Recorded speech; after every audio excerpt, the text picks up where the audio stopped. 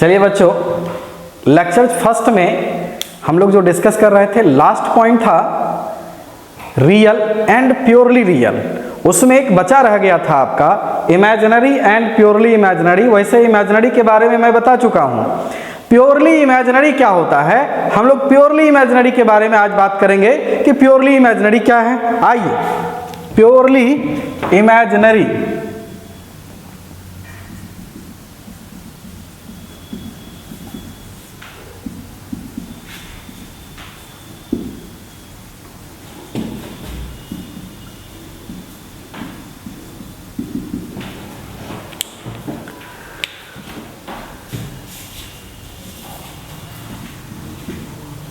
purely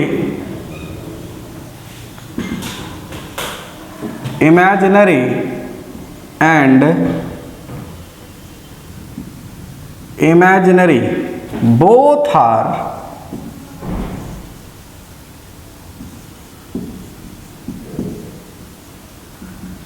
different things which is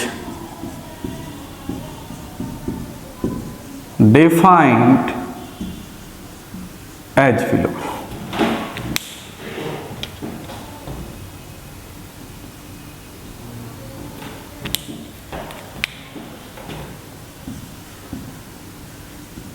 Complex number z equal to x plus iy is said to be purely imaginary if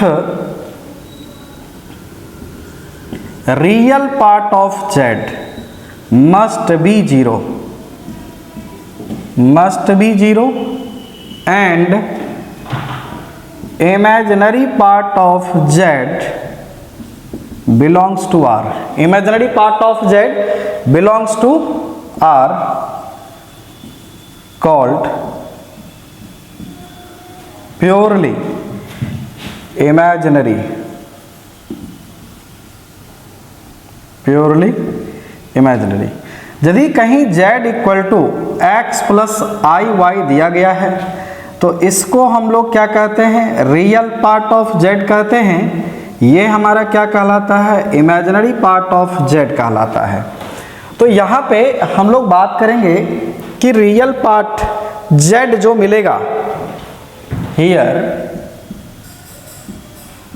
real part of Z equal to x, ये 0 होगा, and imaginary part of Z, ये y जो होगा वह belongs to R, कोई भी real number होगा। जैसे हम लोग देखें यहाँ पे Z1 equal to 0 plus 3i, Z2 equal to 0 minus i, Z3 equal to 0 plus 0 into i, all are purely imaginary. ये आपका क्या है, प्योरली इमेजिनरी होगा। इसको हम लोग क्या कहेंगे, प्योरली इमेजिनरी कहेंगे। अब हम लोग जो बात करेंगे इमेजिनरी को मैं ऐसे डिफाइन कर चुका हूं, बट इससे रिलेटेड फिर से मैं इमेजिनरी नंबर को डिफाइन करता हूं। Any complex number z equal to x plus i y is an imaginary if real part of Z belongs to R and imaginary part of Z belongs to R except 0 called an imaginary number, called an imaginary number. Note करके हम लोग देखेंगे एक point,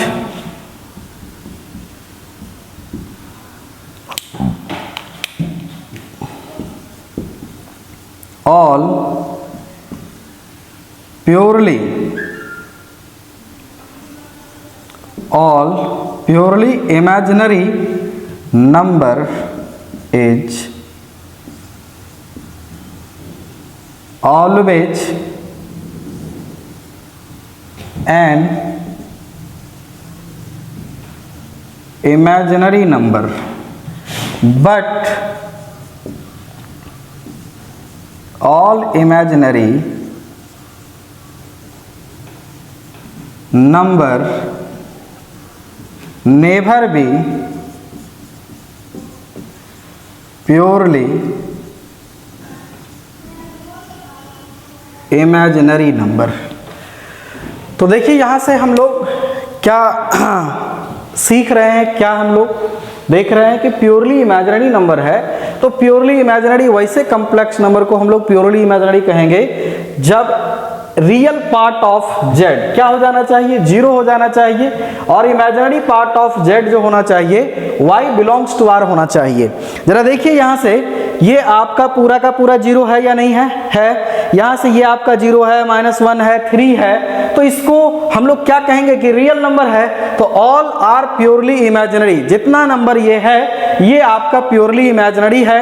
एक point मैं note कराया हूं, all purely imaginary number is always an imaginary number. जितना प्योरली इमेजिनरी है all are imaginary except zero. यहां पे आप लिखिएगा एक्सेप्ट जीरो,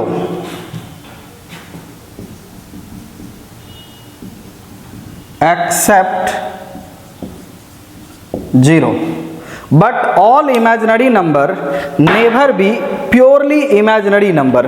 देखिए यहां से जीरो जो नंबर आपका है इसको छोड़ करके जितना भी प्योरली इमेजिनरी है वो सारा का सारा क्या कहलाएगा, इमेजिनरी हम लोग कह सकते हैं। लेकिन जितना प्योरली इमेजिनरी ये जितना इमेजिनरी नंबर जितना भी इमेजिनरी नंबर है वह कभी प्योरली इमेजिनरी नहीं कहलाएगा। इस बात को ध्यान में रखना पड़ेगा। ये थोड़ा कंफ्यूजिंग पॉइंट था इसलिए मैं इसको लिखा दिया हूं, आप इसको ध्यान में रखिएगा, इसको आप याद रखिए। चलिए हम लोग बात कर रहे थे इमेजिनरी एंड प्योरली इमेजिनरी जिसको मैं डिफाइन किया हूं। अब हम लोग बात करते हैं ऑर्डर रिलेशन। क्या दो कॉम्प्लेक्स नंबर को हम लोग कंपेयर कर सकते हैं या नहीं कर सकते हैं, तो इसको कंपेरेबल नहीं कहेंगे, इसको हम लोग कंपेयर नहीं कर सकते हैं। इसका हेडिंग ही मैं बनाया हूं order relation. The set of all complex number is denoted by C.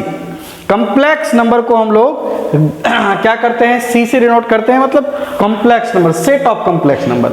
The order relation greater than and less than, ठीक है, greater than and less than are not define, ये डिफाइन नहीं होता है इन सी।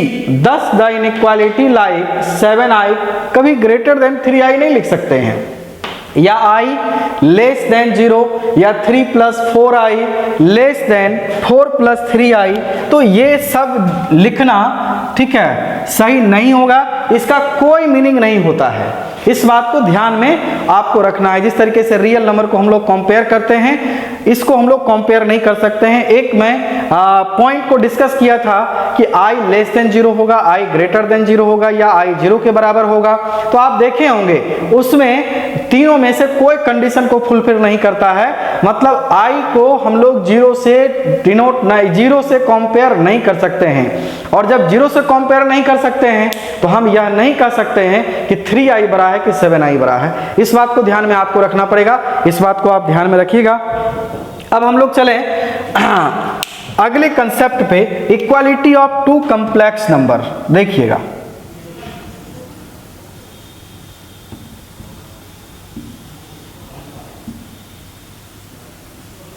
Equality of two complex number.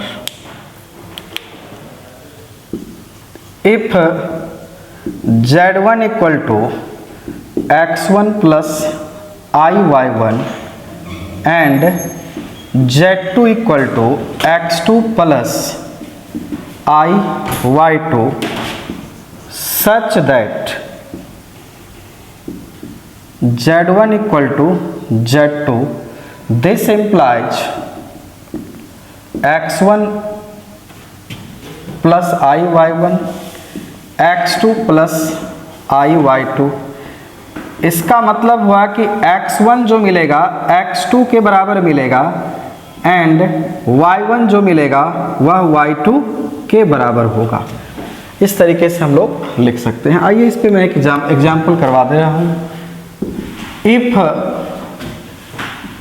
x minus 1 plus y minus 2i equal to 3 plus 4i then find x and y। तो यहां से ये दोनों कॉम्प्लेक्स नंबर क्या है, बराबर है। इसका मतलब ये हुआ कि x माइनस 1 का वैल्यू 3, तो x का वैल्यू क्या मिलेगा 4 मिलेगा। y माइनस 2 इक्वल टू क्या मिलेगा 4 मिलेगा। इसका मतलब y का वैल्यू क्या मिलेगा आपको 6 मिलेगा। तो ये था कि दो कॉम्प्लेक्स नंबर यदि बराबर होगा तो हम लोग उसको कैसे सॉल्व करेंगे। अब इसके बाद फिर हम लोग बात करेंगे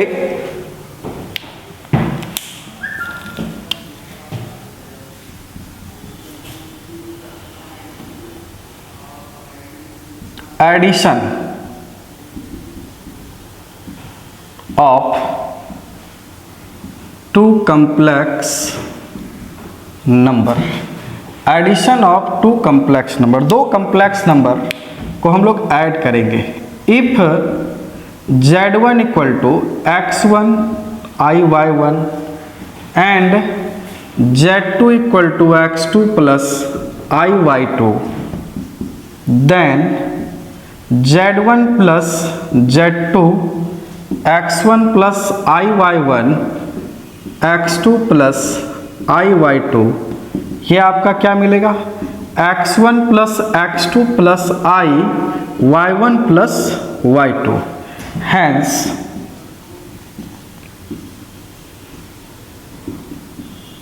addition of two complex number always gives a complex number, a complex number। तो इस बात को क्या करना होगा, आपको ध्यान में रखना पड़ेगा कि दो कॉम्प्लेक्स नंबर को यदि ऐड करेंगे तो वह हमेशा कॉम्प्लेक्स नंबर मिलेगा। दो कॉम्प्लेक्स नंबर को यदि सब्सट्रैक्ट करेंगे तो कॉम्प्लेक्स नंबर मिलेगा। दो कॉम्प्लेक्स नंबर को मल्टीप्लाई करेंगे तो कॉम्प्लेक्स नंबर मिलेगा। एंड दो कॉम्प्लेक्स नंबर का डिवीजन यदि करेंगे तो वह भी एक कॉम्प्लेक्स नंबर मिलेगा। इस बात को ध्यान में आपको रखना पड़ेगा। पहला पॉइंट था एडिशन। दूसरा हम लोग बात करेंगे subtraction.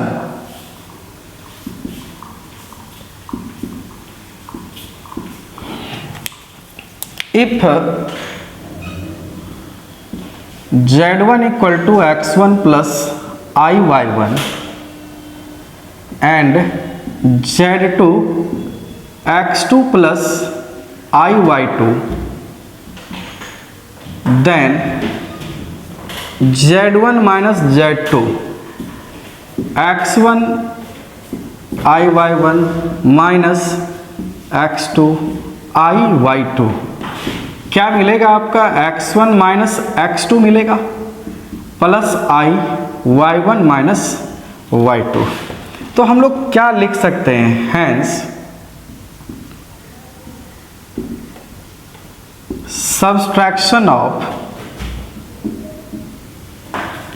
To complex numbers are always gives a complex number। इसके बाद बात करेंगे हम लोग सब्सट्रैक्शन के बाद मल्टीप्लिकेशन। क्या, multiplication. If z1 equal to x1 plus iy1 and z2 equal to x2 plus iy2 then z1 into z2 क्या मिलेगा x1 plus iy1 x2 plus iy2। चलिए मल्टीप्लाई कीजिए, x1 into x2 I x1 y2 i x2 y1 I square y1 y2। जरा देखिए यहाँ से ये मिलेगा क्या, x1 इंटू x2, आई कॉमन ले लीजिए तो क्या मिलेगा, x1 y2 plus x2 y1, आई स्क्वायर का वैल्यू -1 होगा जी, y1 y2। अब जरा देखिए यहाँ से रियल पार्ट को हम लोग एक साथ कर लेंगे, ये आपका -y1 y2 है प्लस आई x1 y2 x2 y1, यह भी एक कॉम्प्लेक्स नंबर है। तो हम लोग कह सकते हैं हैंस मल्टीप्लिकेशन या product two complex numbers are always gives a complex number, always gives a complex number. अब हम लोग बात करेंगे चौथे नंबर में, division.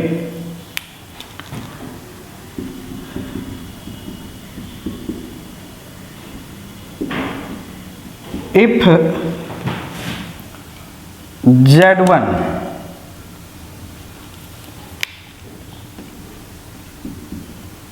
Equal to x1 i y1 and Z2 equal to x2 plus i y2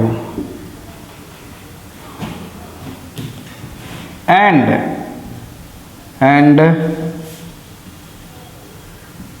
x2 plus i y2 not equal to 0, then Z1 by Z2 देखिएगा तो x1 i y1 x2 I y2।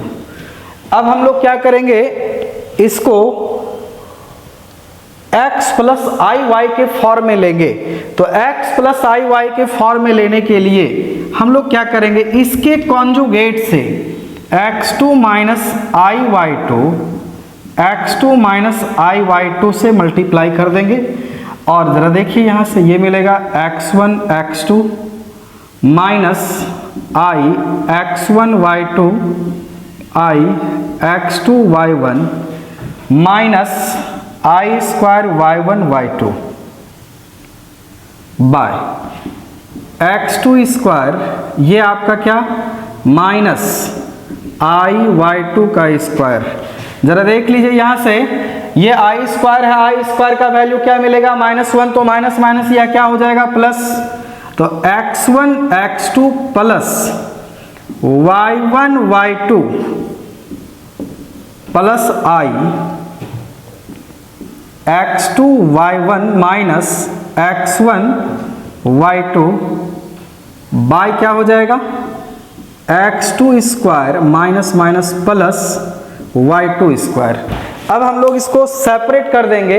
जब आप separate कीजिएगा तो ये क्या हो जाएगा, एक कॉम्प्लेक्स नंबर के फॉर्म में मिलेगा, ठीक है, जो a प्लस आई बी के फॉर्म में आएगा, इतना बाय इतना और इतना बाय इतना। तो इस तरीके से हम लोग बात किए कि यदि दो कॉम्प्लेक्स नंबर को ऐड करेंगे तो कॉम्प्लेक्स नंबर मिलेगा, दो कॉम्प्लेक्स नंबर को सब्सट्रैक्ट करेंगे तो कॉम्प्लेक्स नंबर मिलेगा, दो कॉम्प्लेक्स नंबर का मल्टीप्लिकेशन कॉम्प्लेक्स नंबर होता है और दो कॉम्प्लेक्स नंबर का डिवीजन भी कॉम्प्लेक्स नंबर होता है।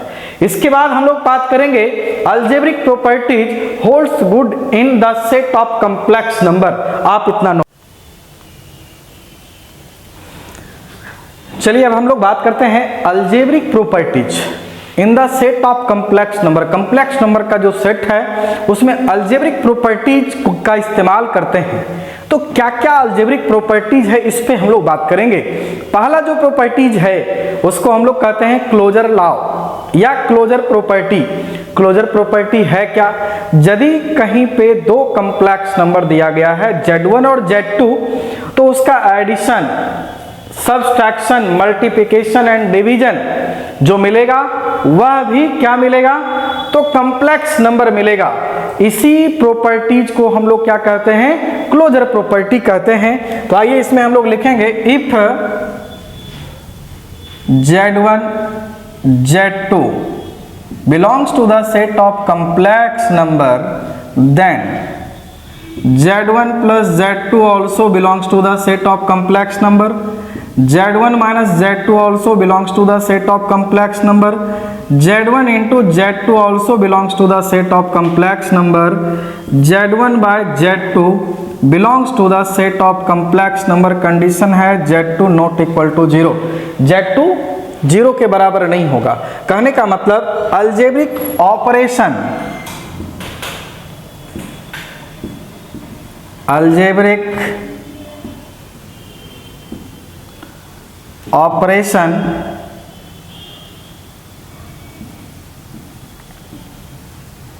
holds in to complex number always gives complex number, always gives complex number। ये आपका पहला प्रॉपर्टी था। दूसरा हम लोग प्रॉपर्टी की बात करें, आइए दूसरा commutative.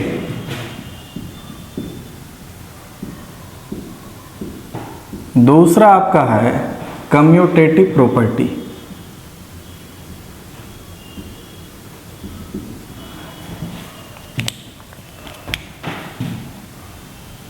If Z1 belongs to the set of complex number, Z2 belongs to the set of complex number, then Z1 plus Z2 equal to Z2 plus Z1 for all Z1 Z2 belongs to the set of complex number, Z1 into Z2, Z2 into Z1 for all Z1 Z2 belongs to the set of complex number।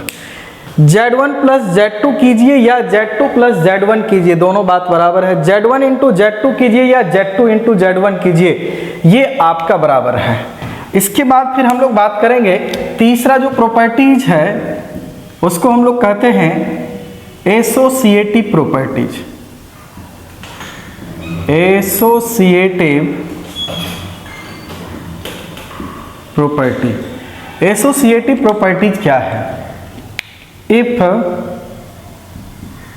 Z1 belongs to the set of complex number, Z2 belongs to the set of complex number and Z3 belongs to the set of complex number, then Z1 plus Z2 plus Z3 equal to Z1 plus Z2 plus Z3,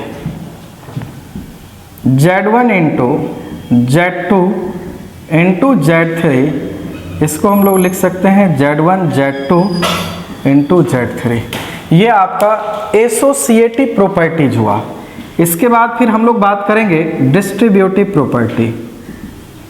distributive property, distributive properties क्या है? If Z1 belongs to the set of complex number, Z2 belongs to the set of complex number and Z3 also belongs to the set of complex number, then Z1 Z2 plus Z3, इसको हम लोग लिख सकते हैं Z1 Z2 Z1 into Z3। ये आपका distributive property हुआ। तो इस तरीके से हम लोग कितने प्रॉपर्टीज को देखें? 4 प्रॉपर्टीज को देखें। मैं एक बार फिर से ब्रीफ कर देता हूं। एक आपका क्लोजर प्रॉपर्टी कहलाता है। क्लोजर प्रॉपर्टी होता क्या है? क्लोजर प्रॉपर्टी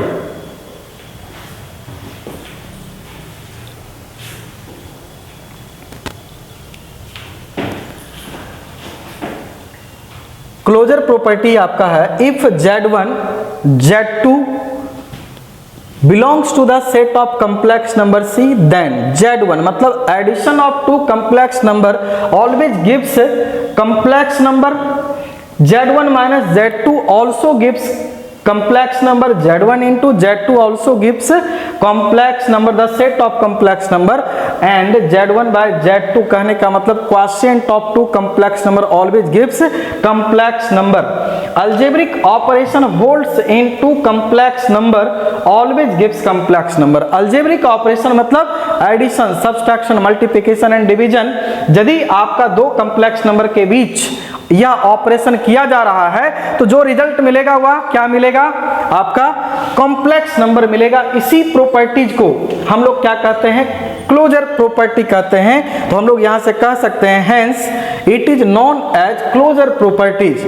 फिर आपका कम्यूटेटिव प्रॉपर्टीज है. कम्यूटेटिव प्रॉपर्टीज को हिंदी में हम लोग कहते हैं क्रम विनिमय नियम, मतलब सीक्वेंस बदलेगा, वैल्यू नहीं चेंज होता है. Z1 प्लस Z2 कहिए या Z2 प्लस Z1 कहिए, बात बराबर है. Z1 इंटू Z2 बोलिए या Z2 इंटू Z1 बोलिए, बात बराबर है. एसोसिएटिव प्रॉपर्टीज में क्या होता है कि अभी ये दो कॉम्प्लेक्स नंबर आपस में एसोसिएट है, यदि इसको हम लोग एसोसिएट करेंगे तो भी कोई फर्क नहीं पड़ेगा. उसी तरीके से प्रोडक्ट के केस में आप देख रहे हैं यहाँ पे Z2 Z3 एसोसिएट है, इसमें Z1 और Z2 एसोसिएट है, कोई फर्क नहीं पड़ेगा, वैल्यू सेम मिलेगा. और डिस्ट्रीब्यूटिव प्रॉपर्टी में क्या होता है, बंटन नियम कहते हैं. क्या कहते हैं, बंटन नियम. मतलब ये आपका डिस्ट्रीब्यूट हो जाएगा, Z1 Z2 के साथ आ जाएगा और ये जो Z3 के साथ भी आएगा. तो इसको हम लोग क्या कहते हैं, डिस्ट्रीब्यूटिव प्रॉपर्टीज कहते हैं. नेक्स्ट आइए हम लोग बात करते हैं पांचवा जो प्रॉपर्टीज है, इसको हम लोग कहते हैं identity properties. Identity property. Identity property क्या है, तो आइए, if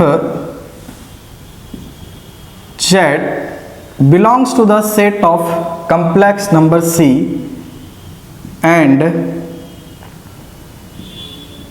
Z1 equal to 0 plus 0 into I also belongs to the set of complex number C such that Z plus Z1 equal to Z1 plus Z equal to जो मिलेगा वह क्या मिलेगा, Z मिलेगा. कारण है इसमें हम लोग जीरो ऐड करें, क्या फर्क पड़ता है, कोई फर्क नहीं पड़ेगा. तो हम लोग कह सकते हैं हियर जीरो इज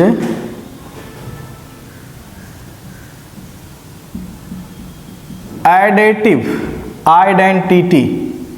जीरो क्या कहलाएगा, additive identity of all complex number. सारे कॉम्प्लेक्स नंबर का एडिटिव आइडेंटिटी क्या कहलाएगा, जीरो कहलाएगा. ये आपका क्या एडिटिव आइडेंटिटी हो गया, एडिटिव आइडेंटिटी. इसके बाद फिर हम लोग बात करेंगे दूसरा जो आपका इसमें प्रॉपर्टी होगा मल्टीप्लिकेटिव आइडेंटिटी.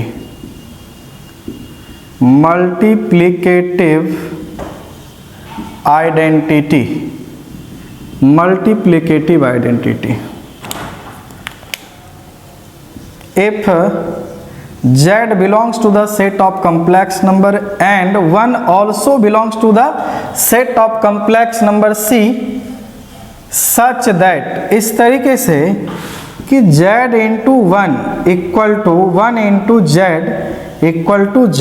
हम लोग कह सकते हैं here 1 is universal multiplicative identity of all complex number, of all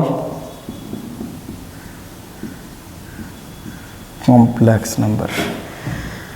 तो ये आपका क्या मल्टीप्लिकेटिव आइडेंटिटी है। 1 जो आपका है यह क्या है, मल्टीप्लिकेटिव आइडेंटिटी है, और 0 क्या है आपका एडिटिव आइडेंटिटी है। इसको आप अच्छे समझिएगा, मतलब कोई कम्प्लेक्स नंबर यदि z दिया गया है उसमें क्या जोड़ें ताकि वह बदले नहीं, मतलब 0 को ऐड करेंगे तो कोई चेंज नहीं आएगा, तो ये क्या कहलाएगा, एडिटिव आइडेंटिटी कहलाएगा। z कोई कम्प्लेक्स नंबर है उसमें कितने से मल्टीप्लाई किया जाए ताकि वह चेंज नहीं हो, तो 1 से मल्टीप्लाई करेंगे, और जब 1 से मल्टीप्लाई कीजिएगा तो z ही मिलेगा, तो इसको हम लोग क्या कहेंगे, 1 is multiplicative identity of all complex number. सारे कम्प्लेक्स नंबर का मल्टीप्लिकेटिव आइडेंटिटी क्या कहलाएगा, 1 कहलाएगा, और सारे कम्प्लेक्स नंबर का एडिटिव आइडेंटिटी क्या कहलाएगा, 0 कहलाएगा। तो ये था आपका आइडेंटिटी प्रॉपर्टी। अब हम लोग आगे चलते हैं, इनवर्स प्रॉपर्टी है, जरा देखिएगा inverse property. Inverse property, inverse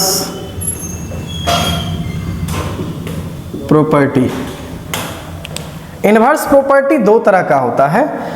एक आपका कहलाता है एडिटिव इनवर्स, क्या कहते हैं, एडिटिव इनवर्स कहते हैं। एडिटिव इनवर्स क्या होता है, if z belongs to the set of complex number c and minus z also belongs to the set of complex number c such that, इस तरीके से z plus minus z plus z equal to 0, तो हम लोग कह सकते हैं here minus z is additive inverse.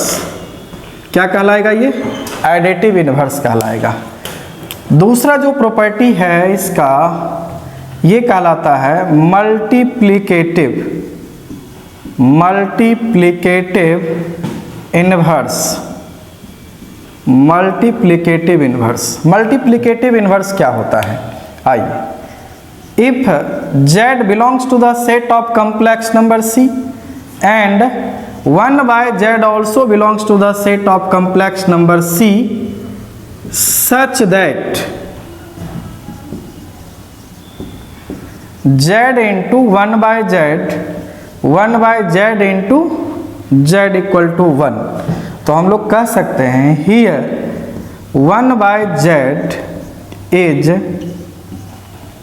Multiplicative inverse. Multiplicative inverse properties. अब यहां पे क्वेश्चन एक रहेगा, क्वेश्चन क्या है,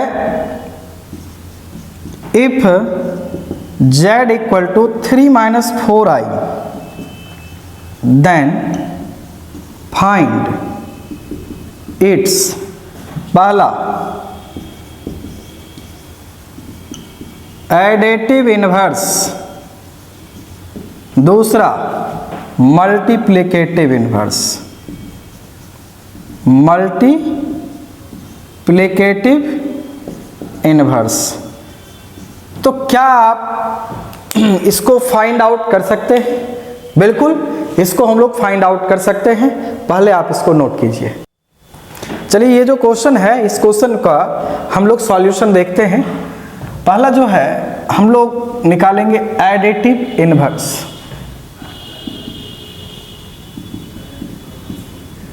additive inverse of z equal to 3 minus 4i is minus z, मतलब क्या मिलेगा, यह -3 + 4i। दूसरे की बात करें हम लोग multiplicative inverse, multiplicative inverse of z equal to 3 minus 4i is 1 by z, मतलब 1/3 - 4i। हम लोग क्या करेंगे, यहाँ से इसी के कॉन्जुगेट से इसको मल्टीप्लाई कर देंगे ऊपर नीचे, तो क्या मिलेगा 3 + 4i/3 square minus 4i square, 3 + 4i 9, और ये मिलेगा आपका +16 3/25 4/25i। तो इस तरीके से हम लोग क्या किए, सवाल को बनाए। एडिटिव इन्वर्स कितना होगा, मल्टीप्लिकेटिव इन्वर्स कितना होगा, ये सारा कुछ हम लोग निकाल लिए। इस पे बेस्ट सवाल यदि आपसे पूछा जाए तो आप आराम से बनाएंगे, आप आराम से इसको सॉल्व करेंगे। तो इस तरीके से हम लोग काम करते हैं और फिर हम लोग आते हैं ज़रा नेक्स्ट। कुछ सवाल है, इस सवाल पे हम लोग आते हैं।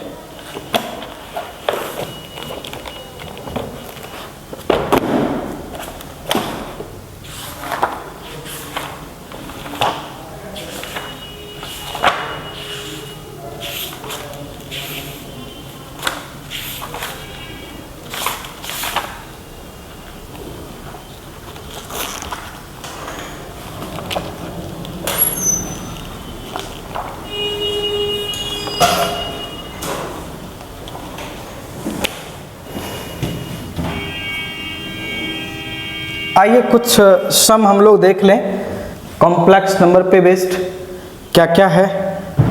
तो देखिए पहला जो सवाल आपका है ये है, इवैल्यूएट द फॉलोइंग। पहला आपका है i⁻77, i⁻90, i⁻16, i⁻39। हम लोग पढ़ चुके हैं, हम लोग जानते हैं। क्या जानते हैं, क्या मैं बताया हूँ?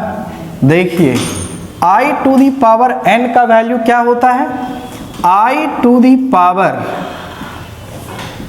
Reminder of n divided by 4 ये होता है।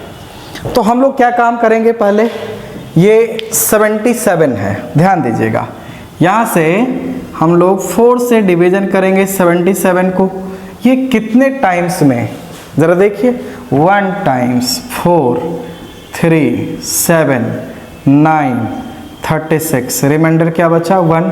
तो i⁻77 का वैल्यू कितना आ जाएगा, i⁻1 आ जाएगा। तो i⁻77 का वैल्यू, फिर हम लोग क्या करेंगे 90, नहीं तो ये आपका हो जाएगा 8, तो ये आया कितना यहाँ से 10, ये आपका 8, तो ये आपका 2 मिला। मतलब i⁻90 का वैल्यू i² मिलेगा। i² का जो वैल्यू होगा वो कितना आएगा, -1 आएगा। फिर हम लोग देख लें 4, 16 है, तो ये आपका 16, ये 0 मिला। i⁻16 का मतलब i⁻0 वैल्यू कितना आ गया, 1 आ गया। फिर हम लोग क्या करेंगे 39, तो ये आपका मिला कितना, 3 मिला। i⁻39 का वैल्यू i³ का वैल्यू कितना मिलेगा, -i मिलेगा। अब जरा देखिए यहाँ से i⁻77, i⁻90 minus i⁻16, i⁻39। तो i⁻77 का वैल्यू कितना है i⁻90 का वैल्यू कितना है, तो ये आपका -1 मैं निकाल चुका हूँ। यहाँ से ये आपका कितना आएगा, -1 आएगा। ये आपका माइनस i मिलेगा। तो ज़रा देखिए यहाँ से i-2 + i, तो आया कितना, यह 2i-2 मिलेगा। -2 हम लोग कॉमन ले लेंगे तो 1 -i आएगा। तो इसका जो वैल्यू मिलेगा वह कितना आ जाएगा, -2 × 1 -i आएगा। यही इसका आंसर होगा। तो ये एक सवाल था। इस तरह का ढेरों सवाल है। हमारा जो असाइनमेंट है उस असाइनमेंट में बहुत ढेर सारा सवाल है, उस सारे सम को हम लोग करेंगे, ठीक है। लेकिन अब जो सम है, जो प्रॉब्लम है, उसको हम लोग अगले लेक्चर में काम करेंगे। अगले लेक्चर में हम लोग प्रॉब्लम क्लास पे आएंगे कि क्या क्या प्रॉब्लम हो सकता है, किस तरह का प्रॉब्लम होगा। ओके।